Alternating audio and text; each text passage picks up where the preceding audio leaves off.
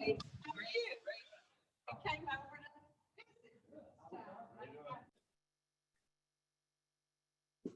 Hey, everybody. What a great day, right? Hey, Amanda. It's weird being back up here. Somebody asked me today if I missed it. I said, no, I don't. So, Robbie, great job.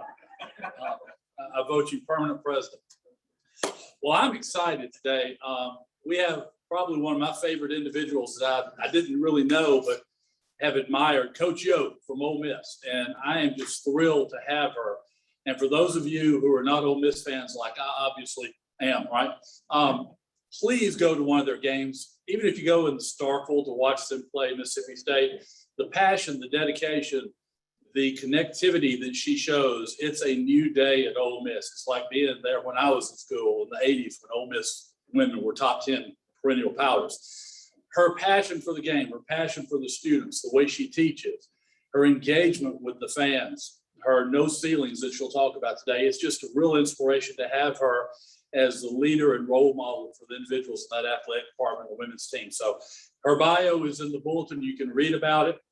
I'd rather not waste that time. I'd rather turn it over to her and let her tell us what's happening in Oxford, what's happening with the Lady Rebels basketball team. So Coach Yo, thank you very much for joining us.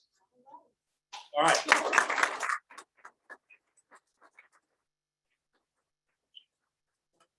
Down. I am vertically challenged. How y'all doing? Hotty toddy. You know, you must be a special group because we just got off the road. I was gone for 5 days straight, and I've been in 4 different cities recruiting because this is our recruiting period. And then I got the text, and I couldn't say no. Who can turn down some good Rotary food, right? But I was just telling some of my friends that I've been here going on 4 years and I never come to Tupelo. So I've only been in Tupelo twice to get some furniture. And one time I was supposed to go left, but I took a right and I ended up in Tupelo. So I really need to come up. Oh, and no, 3 times because then I had to do something with, I think my passport or something. But Tupelo is a cool place. And so driving up, I saw all kind of cool stuff. So I just said, I got to tell my family, we're going to Tupelo on a weekend and come and see what the fuss is all about. But I do know it's 50 minutes away, so there's no excuse for you not to be able to come to a game. I do know that as I timed it on my way up. So anyway, today is a big day because we can contact recruits. And so we just released our schedule. If you hadn't seen it yet, we're playing some heavy hitters. If it doesn't work out, just know someone on my staff is getting fired. No. But we got Michigan State on there, Texas Tech. We go to California, we play in Cal's tournament. We got Belmont coming in, they're a mid-major powerhouse. We have some really good teams. And the reason why I chose to pick up this schedule is because our team, if you don't know, we finished in the championship of the NIT last year. Last year was crazy for all of us, okay? And so we finished in the championship. We lost in the championship game. But we played like 6 games fewer than what we would have really played had it been a regular season. And we started to really get hot at the time where we would have gotten hot if it was a regular season. I have the 10th youngest team in the country. So I have tons of gray hair to prove that because the young players stress you out. But they've gotten older and we've had a lot of success in the transfer portal. Now our roster is extremely unique. We have a mixture of our young class that was ranked #1 in the country and in the SEC coming in. And they're all sophomores now. But the way the NCAA works because of COVID, they can be freshmen again. So it's complicated. So like they're sophomores in the classroom, but really they can be freshmen. Out of the freshman class, we signed 2 from Mississippi, one from Brookhaven and one from Drew, Mississippi. And both, well, the one from Brookhaven made the all freshman team. And then our star-studded freshman from Maryland was SEC Freshman of the Year. And then we locked up and we got a big time transfer from the University of Maryland, who ended up on the all SEC team and now is projected to go top 5 in the WNBA draft. 6'5", hybrid forward, can do a little bit of everything. And she's easy on the eyes. She's very pretty, and has a lot going on for her. You know, this NIL stuff is really taken off in her favor. So we have a tremendous amount of talent. We were able to go out and we got a transfer from Tennessee coming in that's on our roster. We have a young lady who was a 2-time Defensive Player of the Year at East Carolina. We got her, and then we have Angel Baker, one of the best explosive guards in the country, that came to us from Wright State. They beat Arkansas in the NCAA tournament. So we're really excited about our team. Now, coaches, we under promise and over deliver. So if you ask me, I think we're okay. But I can tell you this, because we're all friends, we do have a chance to be really, really good this year. And that makes me excited. And so, you know, I like where the program is going. I can tell you this, when I took the program over 3 years ago, I almost turned my car back around and drive back to Jacksonville. It was in a situation where there was so much work to do. You know, we talk about recruiting, Ross Bjork and Lynette did a great job recruiting me. But I can tell you this, we have everything that we need. We have the facilities, we have the support, but we are missing one thing, and our focus is to get the fans involved. We need that. When we go to South Carolina or even out of Mississippi State, Tennessee, Georgia, you know, they have 10,000 fans in the gym every night. It doesn't matter. There's the men play the night before. They just put out a stat, South Carolina averaged 15,000 fans a game. And so we have some work to do, but we are recruiting high-level players. Right now, we are in the mix with the number 2 player in the country in the 2022 class. She just dropped her class, her top 5, and we're one of them. You know, when we're trying to bring this type of talent, we got to get butts in the seats. They have to feel like it's an electric atmosphere. You know, we're up against, her 5 is South Carolina, Duke, Georgia, Louisville, and us. You know, so we're in the thick of things. We also, the best player in the 2023 class is from the state of Mississippi. And so out in Germantown. So we're in a fight for that because UConn just jumped in the mix. And then we got the number 2 player in the 2023 class from Louisiana. Now LSU wants to jump in the mix. So we're in some serious fights. It just shows where our program is going. And you know, I'm really excited about the future and what we want to do. Now, long term, we want to win a national championship at Ole Miss. But I do know that you have to take steps. I have 2 young kids. They didn't just come out and start walking. You know, they had to crawl, they roll and crawl and kind of fall. And that's what we've been doing. But the program is to a point where I feel good that we're at a place where I feel like we can make that next step. And so in order to do that, we need fans. We need to keep working our butts off with recruiting. We're gonna sign 4 players. We already got a commitment from us in women's basketball. If you're 5'11" or taller, that's pretty tall. So we have a 6'1" guard that committed to us from Texas that we're extremely excited about. And now we're in some really dog fights for these 3 spots, but we feel good about it.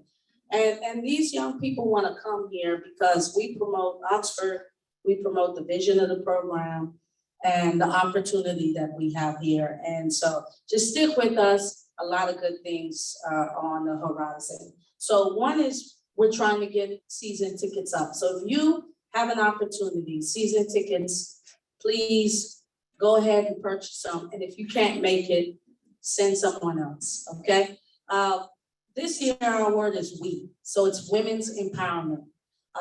And what we're trying to do is get out in the community and provide hope and inspiration for young people, particularly young women. And we have, for the women in here, just a few of you all, we have our women's luncheon on September 17th. It's free, it's open to everybody. Our guest speaker is Leanne Tui. She's gonna start it off. It's gonna be a lot of fun. I think we play on the 18th for football, Tulane, the following day. So we're gonna have our luncheon on that Friday, 12 to 1, and really talk about a lot of stuff we're doing. But we're gonna be in the community as usual. We're gonna kill it in the classroom. We finished with a 3.61 GPA. We've had 4 anchors with a 4.0 GPA. Out of the 15 players, 14 had a 3.0 or higher. Our girls are competitive in the classroom and on the court. If you haven't watched us play, please come. I guarantee you, you will come back. All right, it's electric. We got a lot, our players look really good right now. The goal is to keep them healthy. We want to get to the NCAA tournament. We hadn't been there since 2008 when Minty Price played, and she's on my staff, and we're well on our way. Kira got the first Gillum Award, Peggy Gillum Award. It's a shame it's been going on all these years, and Ole Miss person hadn't won the Peggy Gillum Award. So, Shakira got that, which is the best player in the state of Mississippi. We're rocking and rolling. We are excited. I'm all about coaching is my ministry. I don't, sometimes with our schedule, I don't get to go to church as often as I'd like because we're playing Thursday, Sunday. And I remember talking to my pastor, and he said, you're doing God's work. Just keep helping young people. And that's when I realized that I'm in a ministry of helping young people. And so that's what we're doing. We're trying to build it up. You're gonna remember, you're gonna say Coach Yo came and had this conversation, and she said that they were gonna, don't be late to the party, all right? Join the party now. It's happening. Now, 2 years ago, I would have been on my knees begging you to come to a game. But now, you can't even get floor seats. So, but there's general seats there, and we're trying to fill out the lower bowl. So when our players step out and run out on the court, they feel good about it. And so I guess what I want to do now is open it up to some questions.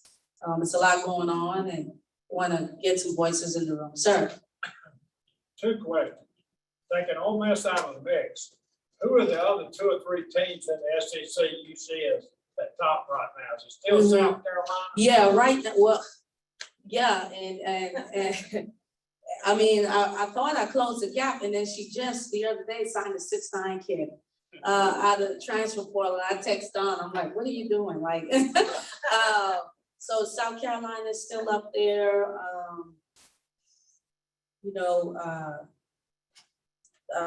Texas A&M, they're doing well. Georgia, it's so competitive. Like, I don't know. I just know South Carolina is at the top. Last year they were pretty young as well, and they went to the Final Four, and they added 5 freshmen, and all 5 of them are All-Americans. So, the thing that I love about the SEC, like, you don't have to win the conference to make a run. It's almost harder to win the conference championship than the national championship, just because of the SEC. It's just a brutal league. We call it the WNBA South. That's where players come to play in this league. Every night you're playing against someone that's projected in the first round. So the other part of my question is, how are you going to take care of the COVID situation with the vaccination? Yeah. What can you do realistically? Well, we've just been trying to educate our players. Luckily for us, we're already at the threshold. No, girls are a little different than guys, you know?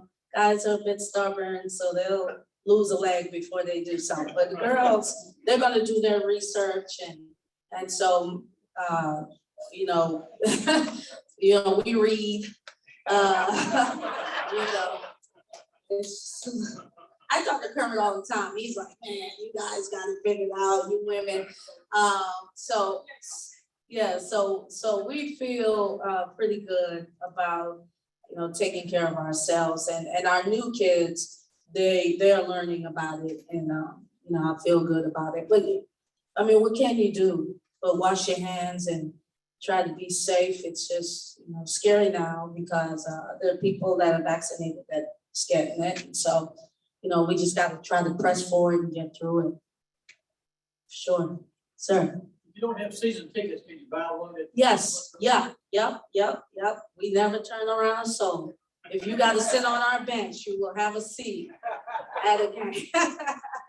Yeah, no, and also we have what's called, you can find it online, Full Court Club. If you want to just stay up like what's going on, we have, it's our 6-man, where you get updates on what's going on, because I allow the Full Court Club to come to practices, you know, see the girls before everyone sees them. And I'm telling you, we have a lot of talent, guys. We have a lot of talent. We just have to put it all together. Sure. Anything else? So the bottom bowl, the arena, how many people is that? Yeah, that's a great question. I think, well, the arena holds about 8,500. Give or take, or is it 9? It's around that. And I think the bottom is anywhere from 5,000. And if I gotta sleep in the tent to try to get that sold, until we get it, that's what I'm willing to do, you know? And so I'm even trying to get businesses, you know, just get a couple and hand them out to different people because it's an experience that they're gonna wanna have. It's great for families. I mean, it's a great atmosphere for everyone. The girls get after it now. You know, we're not dunking and, well, some are, but, you know, I have a couple of players that the other day she went up and tried to dunk and missed, but it was like shocked everybody. But you have girls that are dunking, but not as much as our game is below the rim. The guys' game is above the rim. But as far as skill, tenacity, toughness, you know, you don't find it at our games. And then if you want to see some electric coaching, now if you're trying to change your life, don't sit behind the bench because you may hear a few words that may not be in favor. But if you want to get frisky, then you can sit behind the bench because you're gonna get it raw and uncut coming from Coach Hill. Sir. How would you say the game of basketball changed when you played? Yeah, well, I know I look young, guys, but I've been coaching for 17 years now. So it's changed tremendously. Girls are dunking, you know, they're huge. You know, I watched a 2024 that was wearing a size 14 shoe, you know, so it's something in the chicken, you know, it's something that they're eating they're faster, you know, way more athletic. The game is just really advanced and it's even gonna keep going. Like we were in Augusta and there was a transition, there was a fast break. The kid that we're recruiting runs the kid down and pins it on the backboard like LeBron. Like it's just happened like 2 days ago. You know, and I'm looking around like, did y'all just see what just, you know, so like that's where the game's going, just ultra athletic and just really, you know, girls are they're not being limited anymore. You know, that's for certain. Let's talk about your hashtag, No ceilings. Good. I was just going to talk about that because, because I was talking about how the game is going. No ceilings is our motto. And what it means is just no limit to what we're trying to accomplish and what my young women are trying to accomplish. I have people on my team that want to get into acting. They're in theater school. I have chemical engineers on my roster. I have music artists, I mean, everything. So we just don't try to limit them. And I just think we come up in a world where women are limited, and that's what no ceilings is about. Like, don't let anybody tell you what you can't do. Who would have thought that a little girl from the Bahamas would be the head coach at the University of Mississippi? Like, that's no ceiling. So we live it every day. And that's what we try to preach, and that's what we try to get young people that want to be a part of that. And I tell people this all the time. If you're gonna come to Ole Miss to play women's basketball, you come for 3 reasons. You come because you believe in yourself. You come because you believe in Coach Yo, and you come because you believe in the mission and the plan that we have for you. And we do a really good job of spelling that out. Now, when people come to campus, they're usually very shocked. They love it. They love the atmosphere. They love the environment. They love the facilities. They're top notch. But what they don't know that they're gonna get is that feeling of home. And every time they come, we don't lose a lot of people that come on campus, so I may have to sneak and drop a chat and let y'all know when our studs are on campus so you can show up and say hello to them. But the game is back to what you're saying. The game is changing more so off the court with the NIL. Players can get paid now. So before they couldn't get paid, that's totally changed the game. You got this conference realignment stuff. Ask me how I'm doing, it's just a lot going on. Another question. I think State and Ole Miss see this the same. Y'all got excellent facilities. State's going through a regeneration there. Rather than go big, Mhm. they make the decision to keep it that, I don't know, $8,000 to $10,000, 8 to 10 capacity on it. At Ole Miss. Yeah, Yeah. that's both places there. Well, I don't know about those other guys. Trust me, they're there. But the point is, do you agree with that philosophy as opposed to maybe going to a Duke that's got 20, 25,000 or Tennessee or something? Yeah, it's funny you brought up Duke because our facility is bigger than Duke. So yeah, like when you walk in, you just think so, but when you go in Kentucky, yeah, I don't like it. I like to feel like there's not a bad seat in the pavilion. I don't care where you sit, you're gonna get a good view of the game. And I think that that's important. If people are gonna pay, they wanna be able to be in an environment that's close-knit, that brings a tremendous amount of excitement. And I think that's what the smaller facility does. And I think we have the best facility in the conference. I mean, I don't know if y'all have been to the pavilion, but it's top notch. And a lot of people hadn't been to our practice facilities. I'm telling you, you will be blown away if you see where our players live every day. Talk a little bit about off the court. Mhm. What your number one concern or issue is with your players? Well, I have a really pretty team, so I'm afraid of the boys. Off the court, we do a good job of like getting good character players. So we don't really have a lot of off the court issues.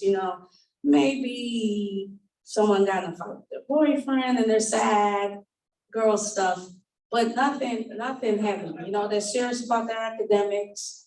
And we recruit to that. We really try to get young people that are serious about being professionals in life. And I think when people hear pro, they think, NFL, NBA, WNBA. No, professionals just being the best that you can be. And we really focus on recruiting those type of individuals.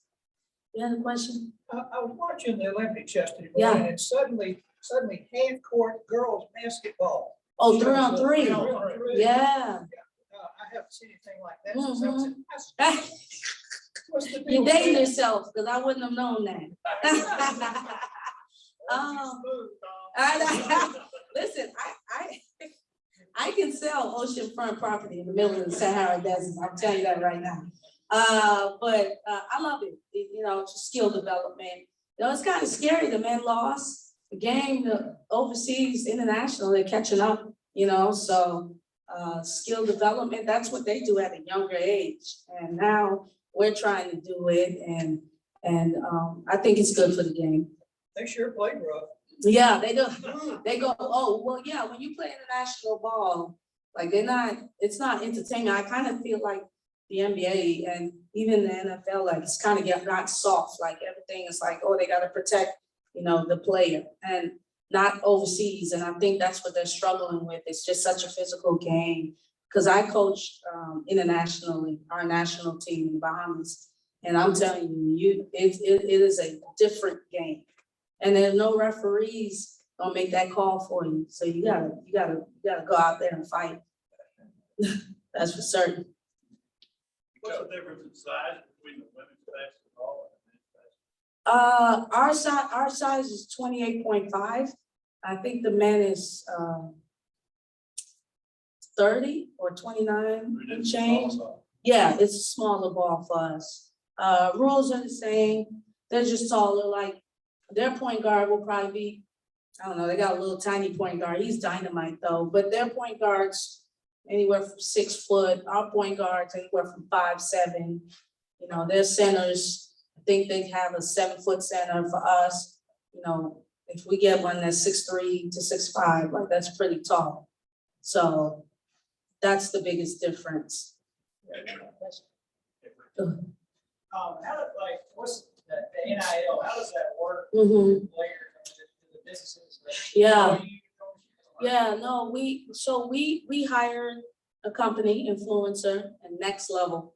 So anytime we get contracts, our players work through them. We're not allowed in the state of Mississippi to get involved with our players. So our players can get agents, they can get, you know, so the only thing I do is tell them, hey, listen, you know, before you get a run-in with Uncle Sam, you know, you probably need to get you a good accountant. Because, you know, he can be relentless at Uncle Sam. And so I talked to them about that, and they really don't want us to be involved, which I like, because I got other stuff to be dealing with than if you have to do a commercial somewhere, you know. But I do think, I know a lot of people don't like it. I think it's good for the student athletes. I think we profit, make a lot of money off of them. And I think they should have the opportunity to make something out of their image and likeness. So they said the quarterback at Alabama is making $1 million. He hadn't even thrown yet. So I don't know. Ask me in about a couple of months how I feel about it when my players start making more than I am. See if I feel the same way. Yeah, one thing we were talking about outside, explain your tag on your car. Oh, yeah, on the back of my tag, it says 100, 100. And it's a saying we have, and it's just, you know, you want to give 100% of the time in everything that we do, you know. When my players graduate, if they go play pro, like Val Nesbitt, she just signed a contract, point guard from last year, she's getting ready to go over to Canaries, Spain. But the WNBA salary is anywhere from 50 to 100,000. It's not like the NBA where they're making millions of dollars. So my focus is to really develop the whole person, you know, make sure that they have the tools and skills to be successful in life, give them a great experience, make sure they graduate, and then also win. You just don't come to the SEC if you don't have the mindset to win.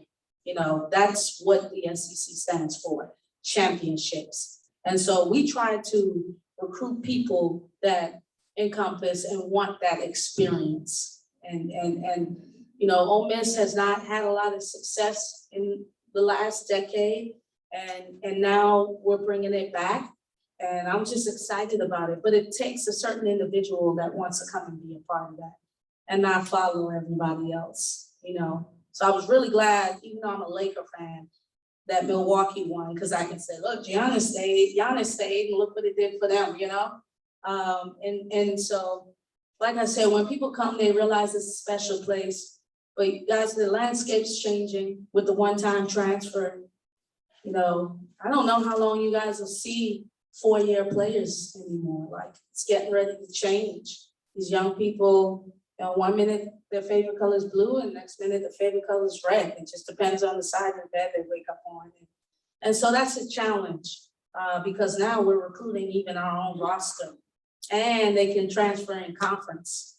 So that sucks too, because I may have to see them the next day, you know? So we're filled with challenges, but for me, I'm just gonna stay true to my core values.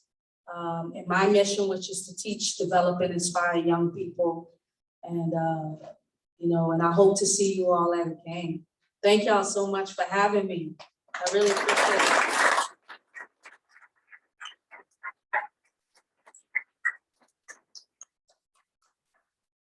We're done. Okay, I've been to a couple Rotary things. I know to stay up here and wait until I'm dismissed. Thank you so much, Coach. Great job. Thank So you. proud. Thank you so much. Thank you.